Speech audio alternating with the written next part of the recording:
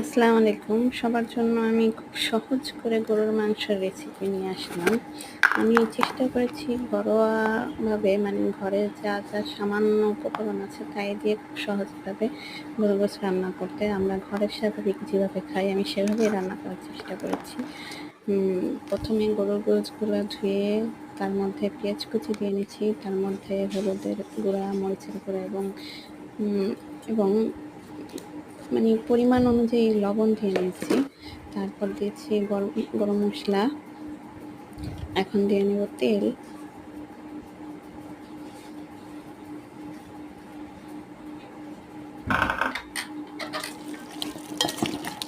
এখন হাত দিয়ে ভালো করে নেড়েচেড়ে মশলাটা গোশতের সাথে ভালো করে মাখিয়ে নেবেন। যতটা ভালো করে মাখবেন ততটাই গরুর গোশতটা খেতে স্বাদ হবে। মাখানোর একটা সম্পূর্ণ প্রসেস। এখন একটু সামান্য পানি দিয়ে ধুয়ে নিতেছি।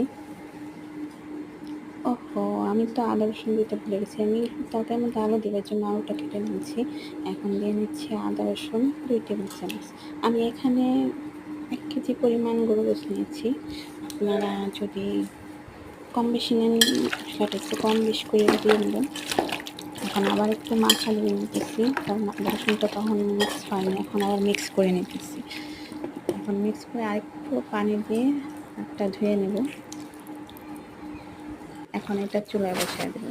চুলায় বসায় ভালো করে নেড়ে ছেড়ে যখন পানিটা শুকিয়ে যাবে এই পর্যায়ে আমি দিয়ে দেবো পানি।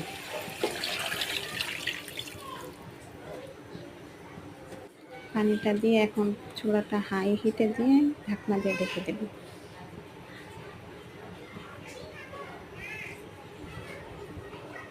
দেখতে পাচ্ছেন কি সুন্দর, যে আমি আবার একটু নাড়াচাড়া দিতে এসেছি, কেমন হয়েছে, সুন্দর একটা কালার এসেছে। আলুটা সিদ্ধ হয়ে গেছে, গোশতটা সিদ্ধ হয়েছে কিনা আমি দেখে নেব। এই পর্যায়ে আমি একটু লবণটাও দেখে নেব। আমি লবণটা ক্যামেরার ওপাশ থেকে দেখে নিচ্ছি, আপনারা লবণটা দেখে নেবেন, কম বেশি হলে দিয়ে নেবেন। এই পর্যায়ে জিরার গুঁড়ো ফাঁকি করে রেখেছেন সেটা দিয়ে দিলাম।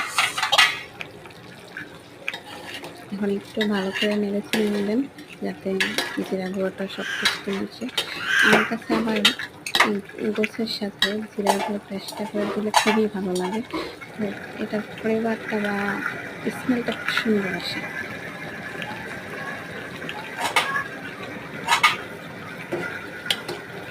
আমি একটু ঝোল ঝোল রাখবো, যেহেতু আলু দিচ্ছি। আপনারা ঝোল না রাখতে চাইলে মাখা মাখা করে নেবেন।